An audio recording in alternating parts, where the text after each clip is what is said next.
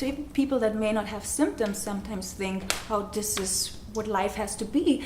And once you actually get a feeling for what it's like when you're really full of energy, when you're really liberated, when you're free, when your body works optimized, it's a very different quality of life. It's a very different path of life you'll travel, because you will do more the things that you came for to do in this world. And it's just so much more enjoyable for everybody, for the person and for the environment they're living in, the family, the friends. And it's incredible for me to have seen what's possible, and grateful for that. And so when we talk about energetic healing, what is it that what happens there? It's okay. What is an energetic blockage really? And for me, it's an informational issue. Really, it's an information that starts attracting energy, and its purpose is to grow stronger and stronger, and its only goal is to destroy. And there are two ways it destroys. One is through sickness, and one is through accidents. And and not all those blockages are active all the time. Some are meant for later, some... What is it? Where are those blockages coming from? Well, there are different levels where they can be created and be imprinted in the body. One is through the daily stress. Let's say people are in traffic, there's road rage, somebody wishes something ill, somebody... it has an effect on the person whether or not they're conscious of it necessarily. And the other part is unresolved traumatic events, either from childhood or some traumatic event that happened, loss of a loved one, divorce, whatever people go through that really, yes.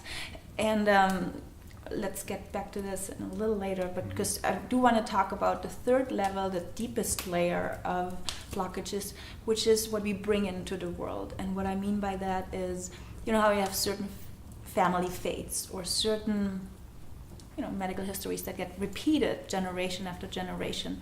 It's something that we pass on, that gets passed on to the next generation. So that's really the deepest level where most of the others kind of getting related to.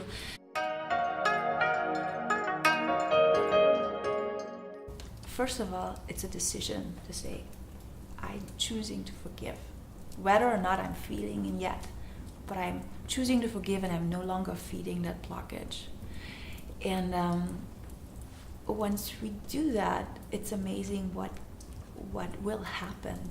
And it is true that a lot of behaviors we have has a direct link to certain organ systems. For example, like gratitude and the immune system. The immune system is, an incredible gift that we have been giving. This is our defense. This is what keeps us strong. If we have a strong immune system, our body can handle really much anything. That's what it was designed for. So how can we make sure we have a really strong immune system?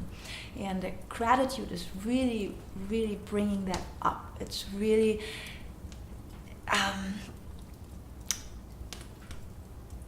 it's something we can all do every day in our lives.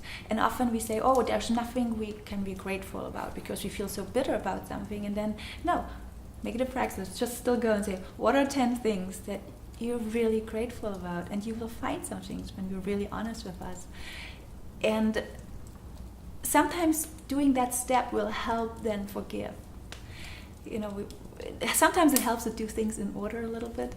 So first being grateful then enables one to say, okay, I'll make a choice to forgive that person.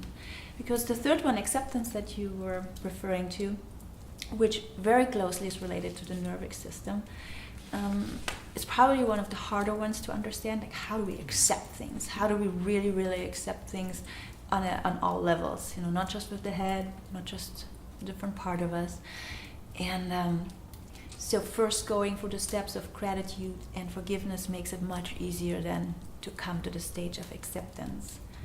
And it's a practice. We're all here to practice in this life.